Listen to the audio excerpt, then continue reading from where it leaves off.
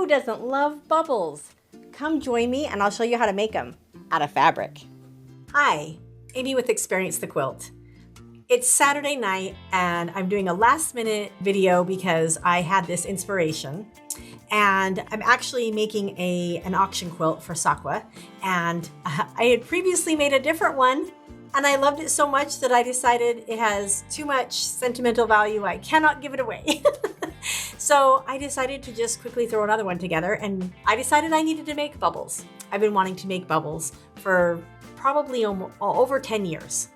And so today I decided I'm going to do it and record it so that you can see how to do it too.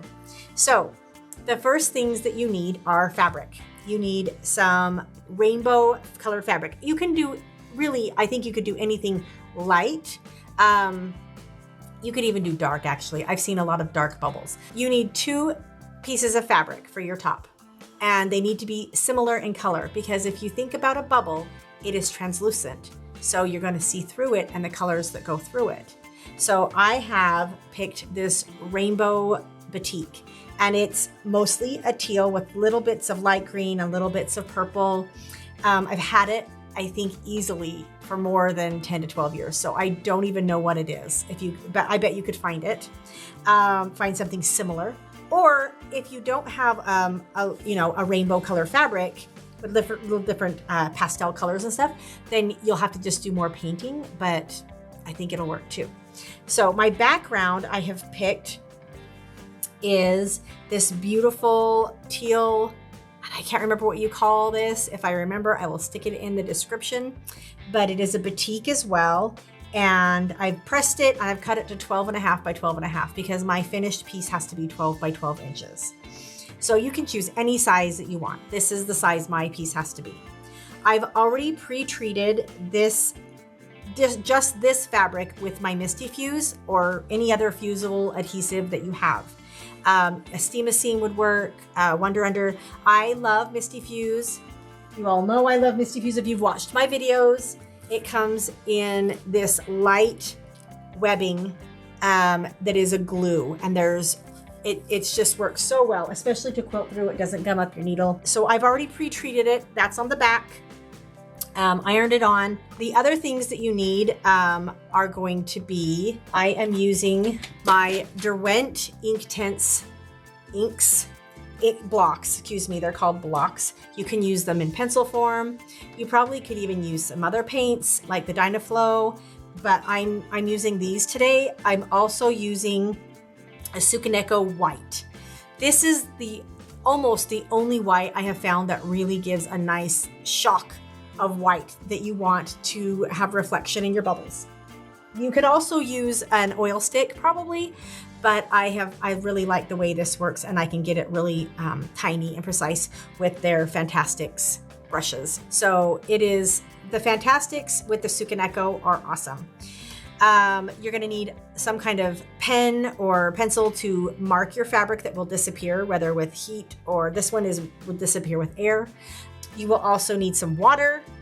You will need a variety of containers that are circles in different sizes. So I have a jar of paint that I'm going to be tracing.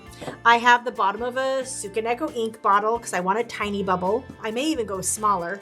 I have a cup and my bone ash because they all just are circles. So just a variety of circles. You'll need scissors. You'll need an iron, paintbrush, and your Teflon pressing sheet.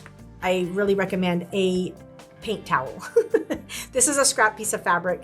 I use it to rub my brush on when I'm cleaning it from different colors. So that's all you need. So let's get started.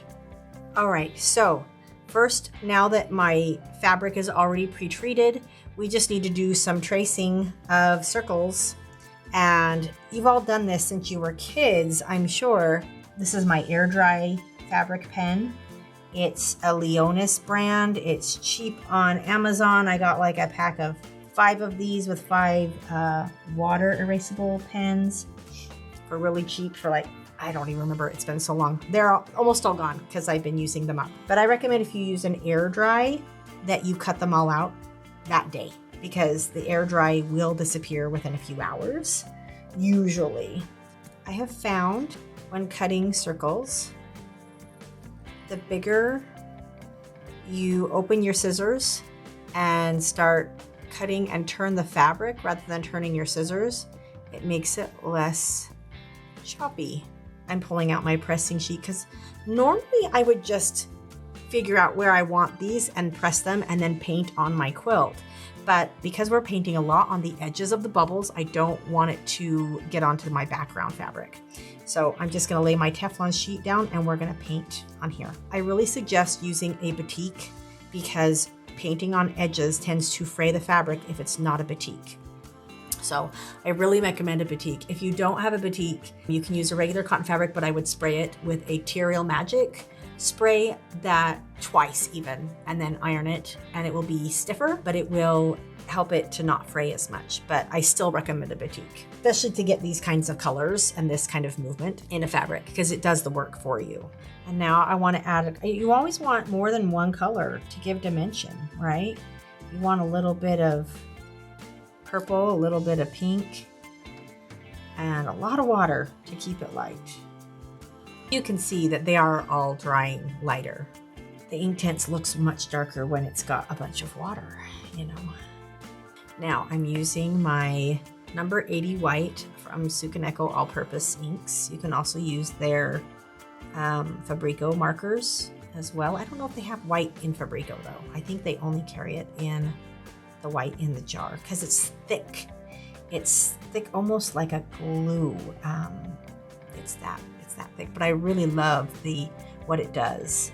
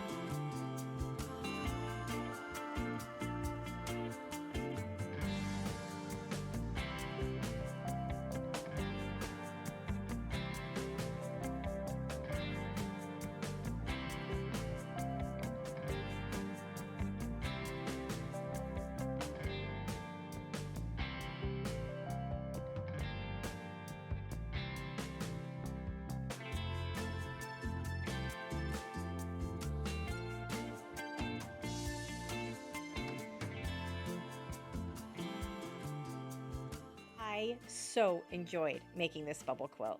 I hope you enjoyed watching it, and I hope you'll try it at home. If you like this video, please like it, subscribe, check out all my other videos, and my website, experiencethequilt.com. I ended up finishing this quilt with a facing, and I don't have it here with me because I ended up shipping it off to Sakwa for their auction benefit. So next time, if you'd like to purchase one of these, you can check out sakwa.com and watch for their auctions, and you can purchase a beautiful quilt like this.